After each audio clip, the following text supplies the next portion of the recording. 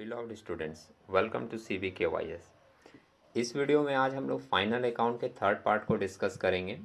Set 1 और set 2 में हम लोगों ने trading account and profit and loss account का फॉर्मेट देखा था और सीखा था कि उसमें क्या क्या चीज़ को हम लोग शो करते हैं।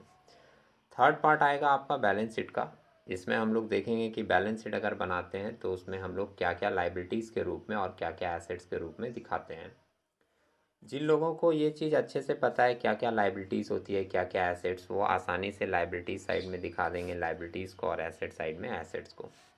मगर एक बात मैं आपको बताना चाहता हूँ जो कि शायद बहुत कम लोगों को पता होगा। जिनको पता है अच्छी बात है, नहीं तो आप जान लीजिए कि अगर आप बैलेंस शीट बनाते हो तो बैलेंस शीट में सोल प्रोप्राइटरशिप के केस में एक सिस्टम फॉलो किया जाता है जिसको हम लोग बोलते हैं मार्शलिंग ऑफ बैलेंस शीट।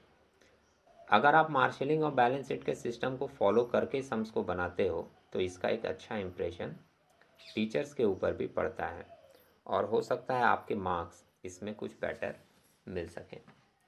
ये जो फॉर्मेट है ये फॉर्मेट जनरली गूगल से ली गई है और इस फॉर्मेट में बहुत हद तक मार्शलिंग के सिस्टम को फॉलो किया गया, लेकिन लास्ट में एक दो आइटम ऐसे दिखा दिए गए जो मार्शलिंग को फॉलो नहीं करते हैं। ठीक है, जिन लोगों को पता नहीं है उनको मैं बता दूं, मार्शलिंग और बैलेंस शीट का सिस्टम बहुत ही सिंपल है। वो सिस्टम ये बोलता है कि अगर आप फिक्स आइटम को पहले दिखाते हो तो सारे फिक्स आइटम को ही पहले दिखा दो, उसके बाद फिर करेंट आइटम को दिखाओ। जैसे मान लीजिए आप लाइबिलिटी साइड में सबसे पहले कैपिटल दिखाते हैं तो कैपिटल आपका फिक्स लाइबिलिटी होता है, तो आप जितने भी फिक्स लाइबिलिटी हैं उसको एक साथ फिर दिखा दीजिए, जैसे कैपिटल, रिजर्व, लोन। उसके बाद करेंट लाइबिलिटीज़ को दिखाइए।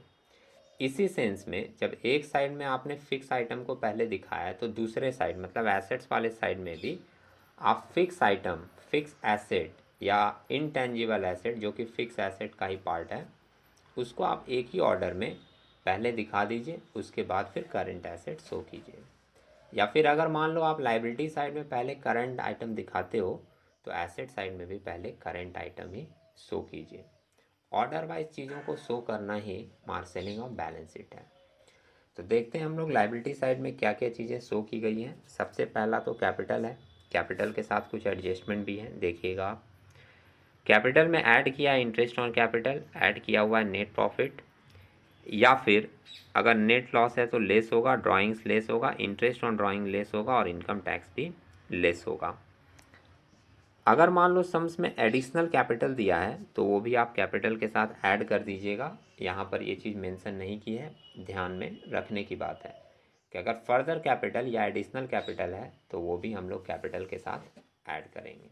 ठीक है, और ये बातें मैंने सेट 1 सेट 2 में भी कही है, फिर से रिपीट कर देते हैं कि किसी भी फॉर्मेट को आप कंप्लीट नहीं मानोगे। Format is just illustrative, not exhaustive. मतलब ऐसे हो सकते हैं कि एक दो आइटम आपको बाहर से मिले, अगर वो आपको कहीं मिलता है, कोई बोलता है कि ये चीज़ भी यहाँ पर दिखाई जाती है तो उसको भी आपको वहाँ पे फॉलो कर लेना है।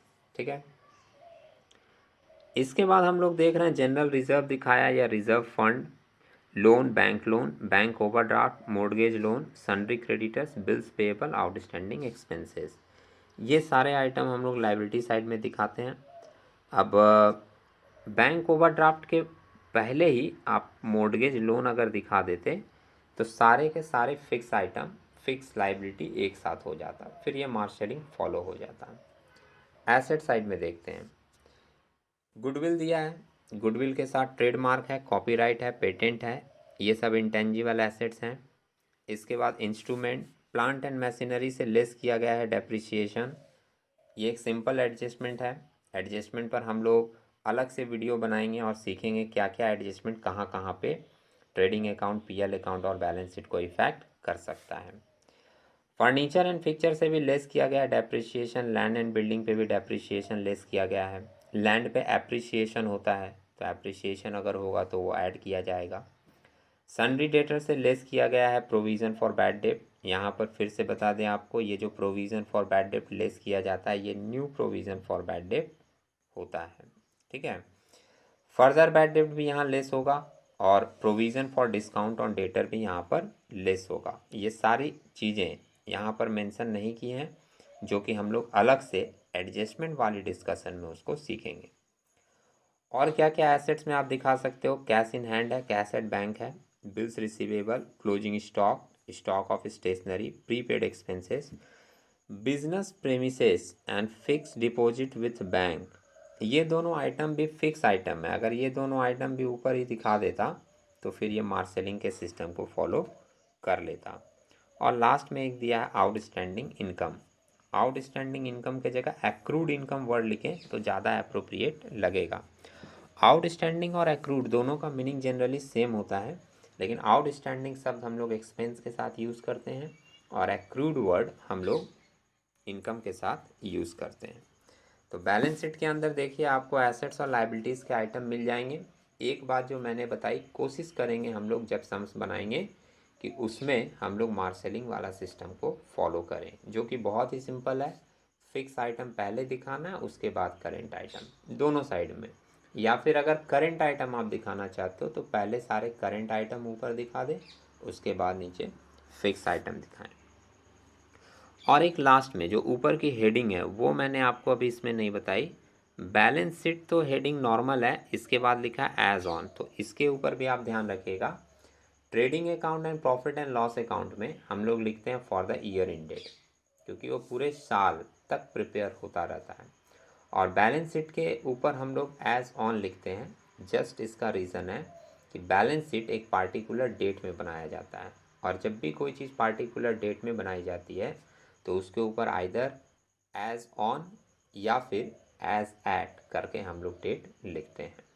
तो ये एक बैलेंस शीट का प्रेजेंटेशन था। अभी फाइनल अकाउंट के ऊपर जितने भी एडजस्टमेंट होते हैं वो सारे एडजस्टमेंट के साथ हम लोग एक नए वीडियो में मिलेंगे। तब तक के लिए टेक केयर।